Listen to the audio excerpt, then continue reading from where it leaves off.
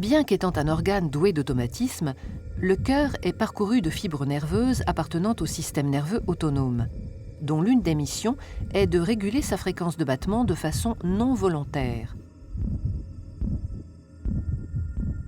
Il est composé de deux systèmes antagonistes mais complémentaires. Le système nerveux sympathique, qui est cardio-accélérateur, son activité provoquant l'accélération de la fréquence cardiaque,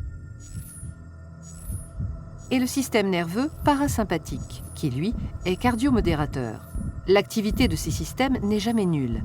Elle permet une régulation constante de la pression artérielle et de la fréquence cardiaque, dont la valeur moyenne est d'environ 70 à 75 battements par minute. La régulation de la fréquence cardiaque est un dialogue permanent qui s'établit entre la région du cœur et la base du cerveau par l'intermédiaire d'un circuit de fibres nerveuses. Des récepteurs sensoriels, appelés barorécepteurs, sensibles aux variations de la pression artérielle, sont situés au niveau du sinus carotidien et de la crosse aortique.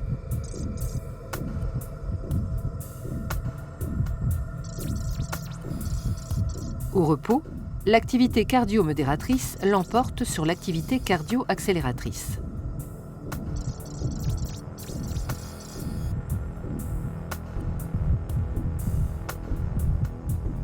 Dans le cas d'une augmentation de la pression artérielle, les barorécepteurs sont stimulés, ce qui se traduit par une augmentation de la fréquence des signaux nerveux transmis par les nerfs de Hering et de Sion vers un centre nerveux bulbaire situé dans le bulbe rachidien, au-dessus de la moelle épinière.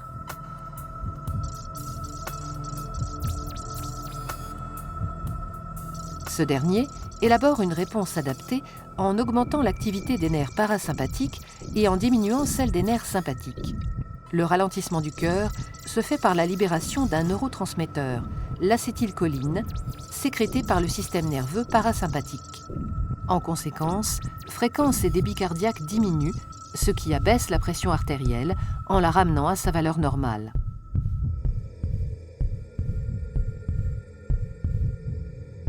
En cas de diminution de la pression artérielle, le mécanisme inverse se met en place.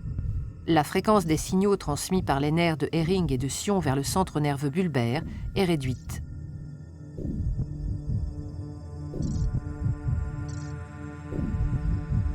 Ce centre diminue l'activité des nerfs parasympathiques et stimule les nerfs sympathiques cardio-accélérateurs qui libèrent un autre neurotransmetteur, la noradrénaline, provoquant accélération de la fréquence cardiaque et augmentation de la pression artérielle.